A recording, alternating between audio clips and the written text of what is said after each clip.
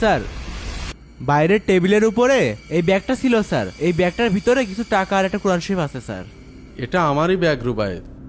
ও sorry sir, আমি রেখে দিচ্ছি। আচ্ছা শোনো, যদি তোমাকে এই ব্যাগের মধ্য থেকে কোরআন শরীফ এবং টাকা নিতে বলি, তুমি কোনটা নিবে?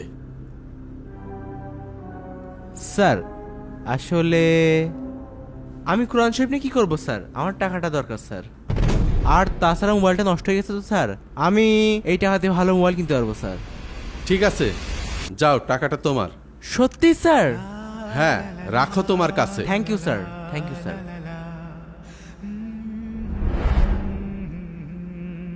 স্যার, বাইরের টেবিলে কোনো এক কাস্টমার এই ব্যাগটা ফেলে গেছে।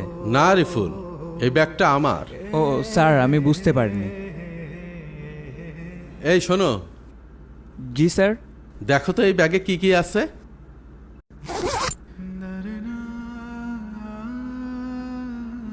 স্যার, কিছু টাকা আর একটা বই মনে হচ্ছে।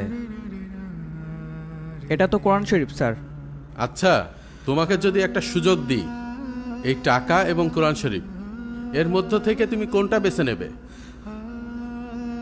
স্যার, আমি টাকাটাই নিব। কোরআন শরীফ আমার বাসায় 2-3টা পড়ে আছে, কেউ পড়ে না। আর টাকাটা নিলে আমার কাজে লাগবে।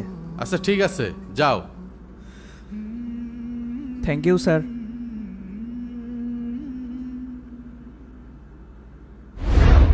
স্যার, বাইরে টেবিলের উপরে এই কোরআন শরীফ আর কিছু টাকা কেউ হয়তো বা ভুলে রেখে গেছে। ওইটা আমি রেখেছিলাম আকিব।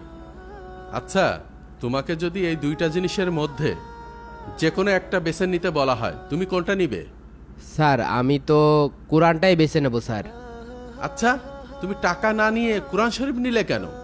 স্যার, টাকাটা আজ নিলে কাল তো খরচ হয়ে যাবে, কিন্তু এই বইয়ের মধ্যে আছে আমাদের জীবনের সকল পরীক্ষার প্রশ্নের উত্তর। স্যার, আমি আল্লাহর কিতাব রেখে যদি টাকাটা নিই, তাহলে তো আল্লাহর পবিত্র কোরআনকে অপমান করা হবে। 1 মিনিট দাঁড়াও।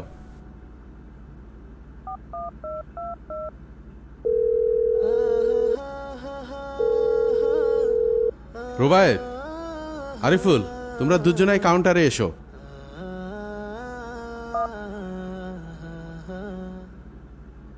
স্যার আসসালামু আলাইকুম।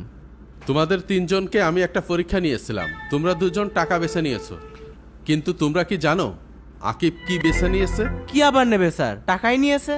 না, আকিব কোরআনটা নিয়েছে।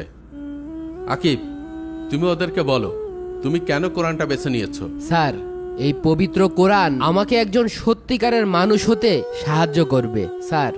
আর এই বইয়ের জ্ঞান অর্জন করতে পারলে আমি একদিন কোটি কোটি টাকা ইনকাম করার যোগ্যতা অর্জন করতে পারবো স্যার। আমি সারা জীবন এই ওয়েটারের চাকরি করতে চাই না, আমি ভালো কিছু করতে চাই। শাবাশ আকিব, একটা কথা মনে রাখবে, আল্লাহ তাআলা মানুষকে সবসময় পরীক্ষা নেন, আর নিজের স্বপ্নকে কখনো মরতে দেবে না। লা তাহজান, কখনো হতাশ হবে না। থ্যাংক ইউ স্যার, আমি আপনার এই কথাটা মনে রাখবো। ঠিক আছে, তোমরা এখন যাও।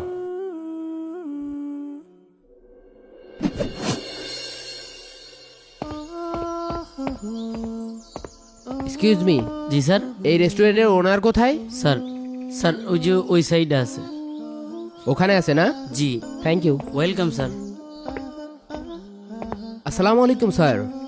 ওয়ালাইকুম আসসালাম। স্যার, আপনি কি আমাকে চিনতে পেরেছেন? স্যার, আমি আকিব। আরে আকিব, তোমাকে তো চেনাই যাচ্ছে না। তুমি কেমন আছো? কি করছো এখন? আলহামদুলিল্লাহ স্যার। আমি তো স্যার বিসিএস পরীক্ষা দিয়েছিলাম 2বার স্যার, টিকতে পারিনি স্যার।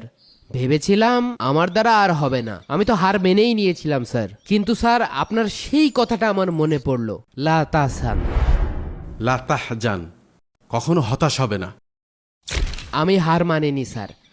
স্যার, এইবার বিসিএস এ আমার সিলেকশন হয়েছে, এই মাসে আমার জয়েনিং স্যার। স্যার, আমি রাজশাহী জেলার ইয়োনো উপজেলা নির্বাহী অফিসার। দাঁড়াও 1 মিনিট।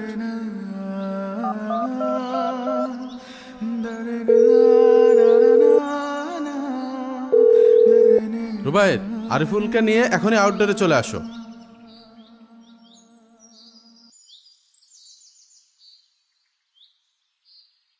আসসালামু আলাইকুম স্যার। ওয়ালাইকুম সালাম। আরে আকিব, তুই? ওকে তুই নয়, আপনি করে বলো। ও এখন এই জেলার একজন ইয়নো। এ কি কারবার? এখন বুঝতে পারছো জ্ঞানের মূল্য কতখানি? টাকা দিয়ে হয়তো প্রয়োজন মেটানো যায়, কিন্তু সম্মান অর্জন করা যায় না। জ্ঞানীদের পিছনে টাকা ছুটে আসে। আজকে আকিব প্রমাণ করে দিয়েছে এই দুনিয়ায় আল্লাহর পথে থেকেও সর্বোচ্চ সম্মান অর্জন করা যায়।